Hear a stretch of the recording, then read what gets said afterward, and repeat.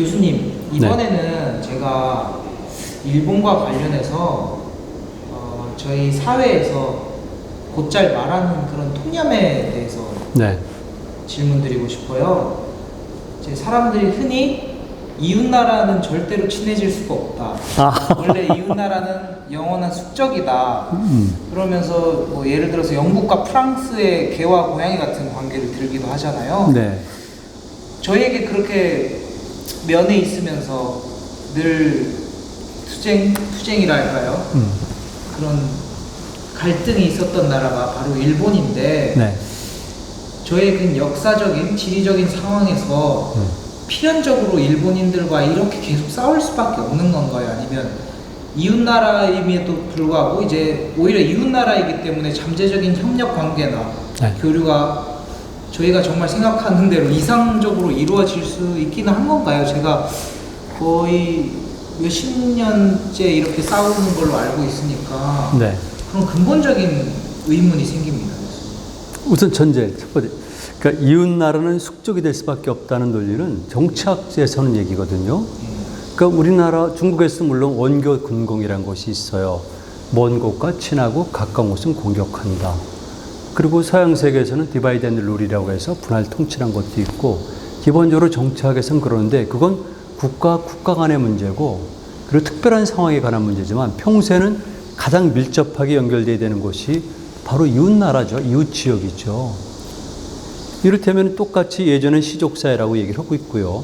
이게 사회학 용어잖아요. 부족사회라고 그랬을 경우에 한 부족과 다른 부족 간의 관계는 서로 옆에 있기 때문에 협력 관계를 이루는 거거든요. 그리고 결과적으로 시족이 모여서 부족이 되고 부족이 모여서 더 큰 정치 단위가 됐거든요. 종족들이 모여서 하나의 민족이 될 수도 있는 거고, 그다음에 국가가 모여서 제국이 될 수 있는 거고, 그리고 앞으로 동아시아는 공동체가 탄생된다고 봐요. 왜냐하면 전 세계가 지금 큰 단위로 됐거든요. 이건 역사에서 필연이에요. 교통이 발달하죠. 통신이 발달하죠. 인간 사회는 코드의 종류가 다양해지기 때문에 지금은 역사 활동의 단위 자체가 넓어져요.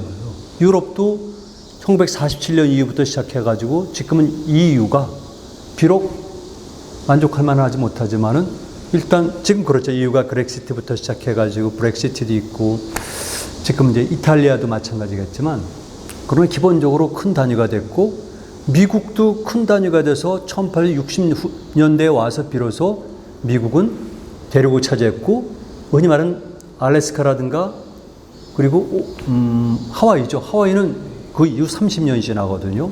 역사는 그렇게 돼요. 다만 동아시아에서 워낙 뛰어난 나라들이 있기 때문에 중국 지역과 일본 지역과 우리가 있기 때문에 그렇다고 했지만 필요에 따라서 동아시아는 공동체가 된다고 보는데, 제가 생각하는 것은 공동체가 될 때는 가능한 한 동일한 조건 속에서 동일한 권리를 갖고 공동체가 되면 좋겠다. 그런데 유감스럽게도 우리는 약소국이거든요. 그리고 1990년대 후반까지만 하더라도 중국이 우리보다 못 산다고 봤고 희망이 없다고 봤는데, 지금은 오히려 일본보다 더 우리를 압박하는 건 중국이라고 생각해요. 역사학자 입장에서. 그러니까 동아시아 공동체라는 것이 이게 어렵다는 생각이 들지만, 기본적으로 일본과 중국과 우리는 우호관계를 맺어야 돼요. 그래서 끝까지 국가 간에는 충돌이 생겨요. 경쟁도 있고 협력도 맺고 그렇지만, 그러나 거기 속한 구성원들은, 국민들은 끝까지 우호관계라는 걸 가지고 있어야지만 나중에 공동체가 수립될 만한 계기가 마련됐을 때 쉽게 되는 거죠. 그래서 보통 사람들이 쉽게 논리를 적용하는데, 이를테면 가까운 것은 절대 앙숙이 된다. 아니, 영국과 프랑스가 왜 앙숙관계라고 생각해요? 앙숙관계가 있었을 때 있는 거지. 그렇잖아요. 어디든지 마찬가지인데 사람들이 필요한 논리만 가지고 그렇게 하면은 그 과학적이고 합리적인 태도가 아닌데, 한국 사람들이 그런 인식이 부족한 거예요. 이제는 최근의 사태도 마찬가지지만 어떤 사물이나 사건이 생기면 좀 논리적으로 합리적으로 생각하고 판단을 해야 돼요. 다시 질문으로 돌아가는데, 한일관계죠. 자, 지금 우리는 피해의식에 사로잡혀 있거든요. 너는 일본에게 침략을 당했다고 생각해요. 그렇게 생각해요? 보통 사람들이. 일반적인. 그건 잘못된 거죠. 역사를 잘못 배운 거죠. 일본 사람들은 반대로 생각할 수 있죠. 물론 근대 이후에 나온 이론이지만 일본에서는 비수론이라는 것이 있어요. 비수론은 뭐냐면 흔히 말하는 한반도가 일본의 심장부를 겨눈 비수라는 뜻이에요. 그러니까 이 비수를 제거하기 위해서도 우리는 조선을 점령해야 된다는 논리로 악용됐지만 결국 한일 관계를 놓고 보면은 우리 생각과는 다른 거죠. 그러니까 우리나라에서 역사학자들이 잘못했고 역사 교육을 잘못 시킨 거예요. 왜 우리가 피해 입은 것만 교육을 시키죠? 실질적으로 일본의 고대 국가가 생성이 되고 일본이란 정식 국가가 탄생될 때까지는 일방적으로 우리가 일본 열도를 피해를 입힌 거죠. 일본 입장에서 보면. 아니, 그 용어를 쓰면 앞에 있겠지만 그런 논리라면은. 그리고 언젠가부터는 일본 열도에서 한반도를 향해서 괴롭힘을 하는 거죠. 이를테면 초기 신라의 외인 외병들이 침공한 거는 이건 장난이고 그런 거 말고 우리가 흔히 얘기하는 정말 우리를 괴롭힌 것은 흔히 말해서 13세기 초부터 등장한 왜구예요. 그리고 뒤를 이어서 임진왜란 그리고 우리가 말하는 한일 합병까지 내려오는 건데 그 이전까지는 그렇지 않아요. 그래서 이 역사를 바로 봐야 되는데 제가 이제 질문에 다시 학자로서 답변을 드릴게요. 한국과 일본의 관계는 좀 애매한데요. 일단 생물학적인 문제를 파고 들어가면은 실질적으로 일본 열도의 일본인들을 구성한 사람들과 현재 우리 민족을 구성한 사람들은 굉장히 가까워요. 혈연적으로. 근데 언어적으로도 가깝고요. 문화적으로도 가까워요.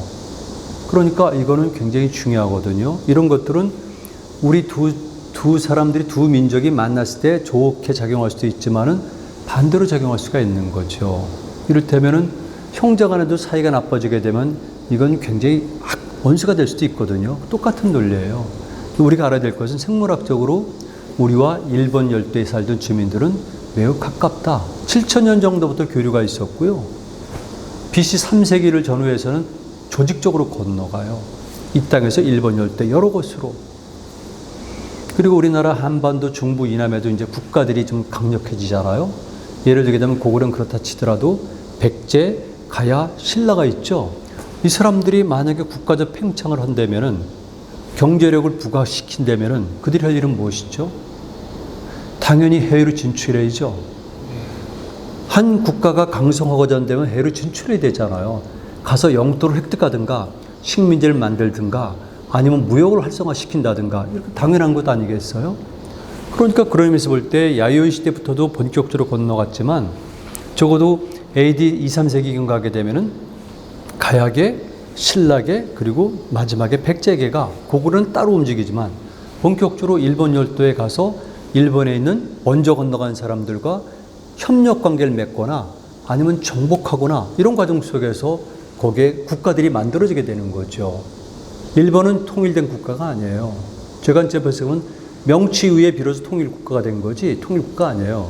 그리고 흔히 말하는 고대에는 여러 개의 소국들이 있었고 소국들이 모여서 한 지역을 관할하는 보다 큰 나라들이 있었던 거죠. 역사학자들에게도 이런 질문하고 싶어요.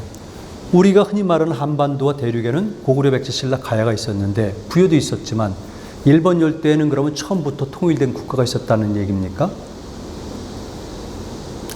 그렇죠. 질문을 내가 볼 테니까 답변해 보세요. 그렇지 않잖아요. 다만 그들은 역사 기록을 늦게, 즉 712년에 고사기, 720년에 일본 서기를 통해 가지고 역사를 다시 재편집하다 보니까 처음부터 통일된 국가였었고 처음부터 지배계급이, 즉 천황이 하나가 있어가지고 그 가계가 지금까지 연결된다는 만세일계라는 걸 만들어낸 거죠. 냉정하게 역사적으로 보게 되면 일본도 최소한도 4개 내지 5개의 국가들이 있었던 거죠. 고구려, 백제, 신라, 가야처럼. 이거는 일본의 특히 전방원본의 집중 분포들 보면 나타나요. 이거는 역사학에서는 가설이지만 기록이 없으니까 그렇게 해석할 수 있어요, 사실은.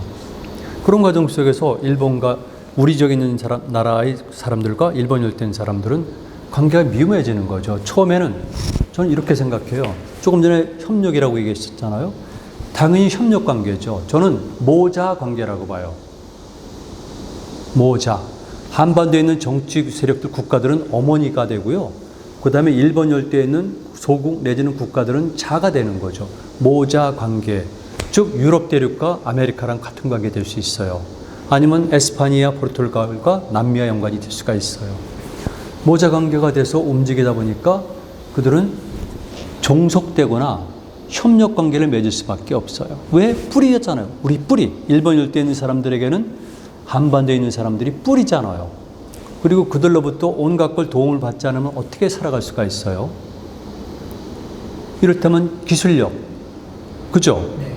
생산력을 비롯해서 군사력도 기술력도 필요하고 산업도 필요하고 문화도 필요하고 한 정치체제를 이루어가려면 거기에는 테크닉이 필요하잖아요. 이런 것들을 다 줄 수 있는 것은 본국에 있는 사람들이에요. 일본 열도에 있는 사람들은 이주민 집단이니까 당연히 본국 정부와 관계를 맺어야 되는 거죠. 그래도 이런 관계가 지속되지는 않아요. 조금 시간이 지나니까 이제는 일본에서도 더군다나 일본은 흔히 말하는 한반도의 중남부 지역보다는 벼농사를 짓기에 훨씬 유리하잖아요.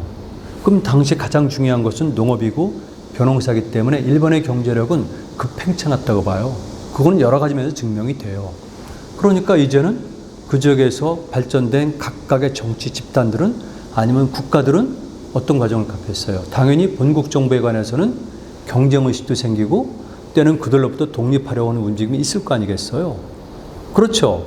그리고 그런 과정 속에서 또 어떤 역학관계가 되냐면은 이를테면 일본 열도에는 A, B, C, D의 국가가 있었는데 이들은 각각 본국에 A-, B-, C-, D-가 있다고 가정을 해봐요. 그랬을 경우에 일본 열도에는 A 국가는 과거에는 본국의 A- 국가와 협력 관계를 맺었었는데 이제는 경쟁하거나 아니면 독립전쟁을 벌일 때는 당연히 B-나 C- 국가와 관계 맺을 수밖에 없는 거죠. 이런 것들은 연구가 안 된 거예요.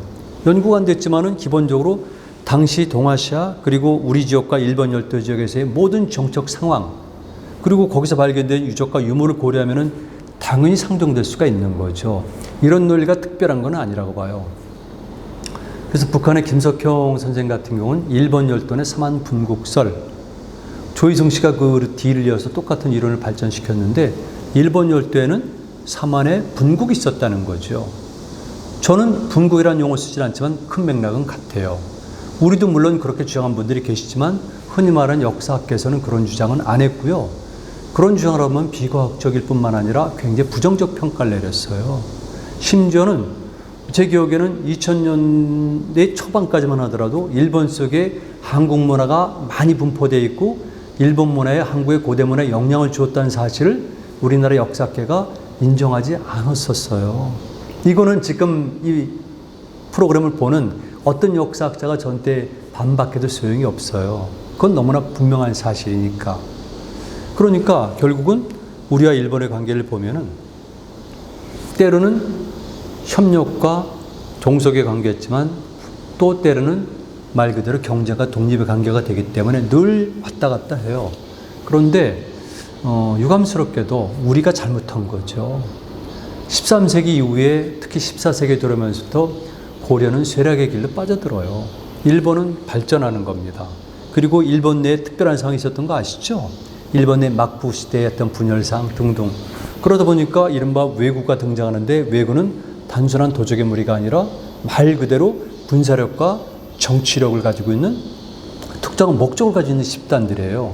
그래가지고 어떻게 보면 도둑일지 모르겠지만 일본 국가라든가 일본 역사에서 보게 되면 일본적 에너지를 폭발시키는 것이고 일본인들이 가지고 있는 이런 세국성을 깨버리는 수단이 될 수도 있고 실제로 그들은 동아시아뿐만 아니라 동남아시아 전 지역을 다니면서 많은 무역을 했단 말이에요. 그러니까 일본인들이 가지고 있는 모험성이라든가 역동성 그리고 환금성, 무역 이런 것들을 처처로 한 것이 왜구들이에요. 그러니까 일본에서는 일부에서는 왜구를 아시아 바이킹이라고 그러죠. 그리고 그 이후에 계속해서 우리는 일본 세력에게 공격을 받았던 거죠. 약탈을 당하거나 공격을 받거나 심지어 마지막에는 전쟁에 지고 그리고 조선시대에는 나라를 빼앗겼고 그런 관점에서 보게 되면은 현재로 봐서는 우리는 너무나 오랫동안 피해를 입어왔기 때문에 일본과 결코 우호나 동맹이 될 수가 없다는 생각을 갖고 있지만 그 전 단계를 보게 되면 그건 반대가 되는 거죠. 자, 다시 한번 가정해 볼게요. 내가 목소리는 높아졌나? 네, 괜찮아요? 우리가 아베 신조 얘기를 했었잖아요. 네. 아베 신조의 정치적 고향이 결국 하기란 말이에요. 하기에는 일본 근대사에 흔히 말하는 영웅들이 배출된 것이고 그다음에 이들의 가계는 올라가게 되면 우리 쪽에서 걷는 직계 자손들이 정착한 곳이란 말이에요. 일반 주민들도 마찬가지예요. 이게 말씀드리면은 독도가 자기 것이라고 주장하는 것은 일본의 시마네현이고요. 시마네현의 바깥바다에 있는 오키 제도예요. 그런데 오키 제도라든가 시마네현에 정착한 사람들은 신라계 사람들이죠. 결국 그들이 신라를 공격하거나 때로는 그리고 독도에 관한 영유권을 주장하는 거죠. 이게 역사의 아이러니예요. 우리가 이런 역사적 사실을 알지 못하고 단순하게 현재적 관점을 가지고 보면 곤란한 거죠. 그래서 일본과 우리는 굉장히 미묘한 관계인데, 그런데 결국은 제 입장에서 만약 중국이 더 우리에게 어려운 존재라면은 우리 일본과 협력 관계를 가질 수밖에 없어요. 그리고 나아가서는 일본과 우리와 중국은 더 강한 협력 관계를 맺어서 러시아라든가 아니면 다른 지역이라든가 심지어는 미국과도 우리가 경쟁할 수가 있는 거죠. 당연하잖아요. 작은 몸집을 가지고 어떻게 큰 몸집의 사람과 경쟁할 수가 있어요.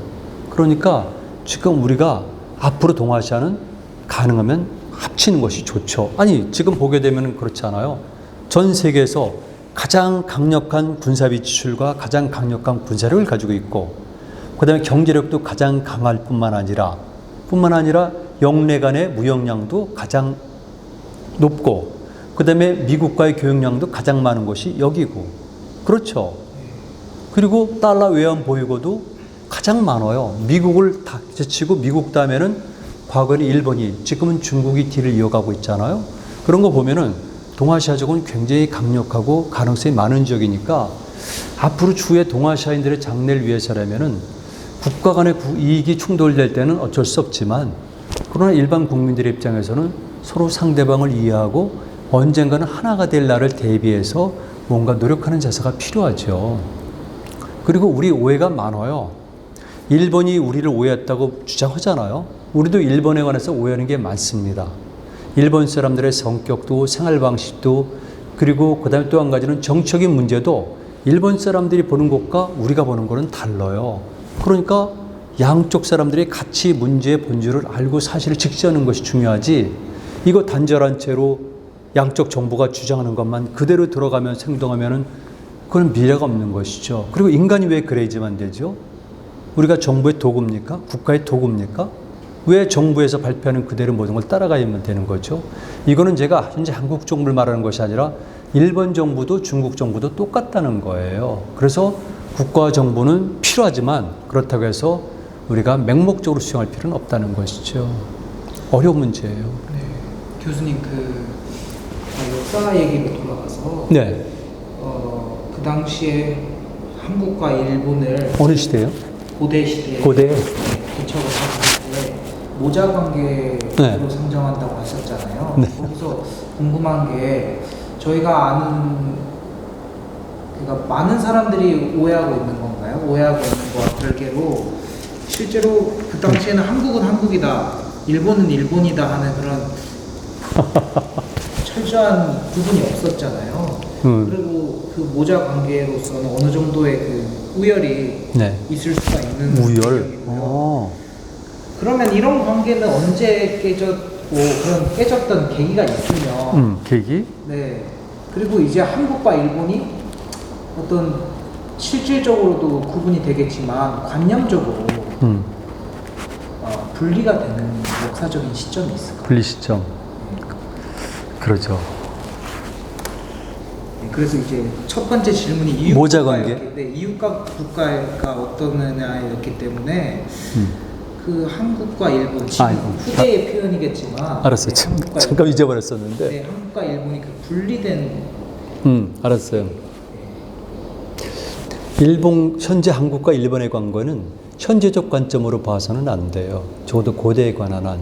현재는 일본 국가, 한국 국가, 그리고 우리 한국민과 일본 국민으로 돼 있죠. 그리고 일본 민족과 한국 민족으로 돼 있고, 그거는 고대에서는 해당이 안 돼요. 그러니까 우리가 소박한 의미의 민족 개념을 적용시키더라도 그렇다는 겁니다. 제 관점에서는 7세기 중반인데요. 7세기 중반까지는 저는 우리와 일본은 크게 구분이 안 된다고 봐요. 왜냐하면 북쪽 서제가 내려볼까요? 부여가 있었죠. 고구려, 백제, 그리고 가야 신라 이렇게 돼 있었잖아요. 남쪽에는 외가 있었잖아요.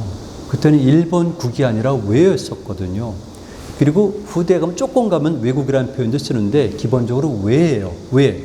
이랬을 경우에 그 외에 해당하는 사람들은 누구죠? 기본적으로 그 사람들은 우리 쪽에서 건너간 사람들이잖아요. 그런 것들은 예를 들게 되면 인골 분석부터 시작해가지고 생물학적 분석을 통해서 충분히 증명이 돼요. 뿐만 아니라 그들이 사용한 언어도 물론 우리도 8개 플러스 알파, 일본은 더 복잡한 지역에서 왔지만 주류를 얘기하는 거죠. 그래서 경우에 일본 열도의 주민의 대다수를 차지한 사람들은 누구인가? 그건 우리 쪽에서 건너온 사람들이니까 부정할 하등의 이유가 없어요. 제가 조금만 보완해도 돼요? 지금 역사 공부하니까. 일본 사람들은 우리 한반도에서 건너왔다는 표현을 쓰지는 않아요. 대륙에서 건너왔다고 그래요. 애매모호한 표현인데 사실은 한반도예요. 그렇지만 일본 사람들은 양자강 하구 유역에서 이미 7,000년 전에 변홍사문을 가지고 왔다고 주장을 해요. 양자강 문화설이 계속 있어요. 그런가 하면은 에가미 나미오 기만민족 정복 국가설을 주장한 사람이죠. 에가미 나미오도 연해주 남부에서 사할린 또는 홋카이도를 통해 가지고 일본 열도로 문화가 들어왔다고 얘기를 해요. 그 외에도 여러 군데서 와요. 기본적으로 당시의 환경으로 볼 때, 왜냐하면 교통로가 있잖아요. 항해술과 조선술이 필요하죠. 그리고 정치력을 놓고 볼 때 주로 한반도에서 건너온 사람들이 일본 열대 주민의 대다수를 이뤘고 그 사람들이 중심이 돼서 일본의 고대 국가를 만들어 가는 거죠. 조금 전에 얘기했지만 그런 과정 속에서 이합 집산이 벌어지는데 그래서 결국은 제 편에 드는 모자관계라는 것은 간단해요. 다소 과할지 모르겠지만 식민지 개념이에요. 처음에는 세틀먼트라고 해서 주민들이 이주 활동을 하거든요. 메이플라워처럼. 근데 나중에는 영국이 컬러니를 건설하잖아요. 네덜란드도 프랑스도 컬러니를 건설하죠. 이건 뭐냐면 식민 모국과 식민 자국의 관계인데 당연히 나는 우리 쪽에 있었던 고구려를 빼더라도 백제, 신라, 가야는 식민 모국이고 여기는 식민 자국들이 있었다고 봐요. 이게 역사적으로 봐도 하등의 이상한 게 아닌데 다만 일본 학자들은 알지 모르겠지만 한국 학자들은 모르고 이렇게 이런 관점을 보고 있지 않을 뿐이지만 실제로 보면 그런 거죠. 그런 면에서 볼 때 나는 체제 이론, 질서란 관점에서 볼 때 이거는 오늘날처럼 별개의 국가 또는 별개의 민족이 아니라 그냥 똑같은 우리 체제 속에서 보자는 거죠. 그래서 부여, 고구려, 백제, 신라, 가야, 왜 이렇게 보는 거예요. 그런데 언제 늘과 우리는 결별을 했을까? 결별하죠. 아주 불행하게 결별하죠. 몽골의 대초원 늑대와 달려가자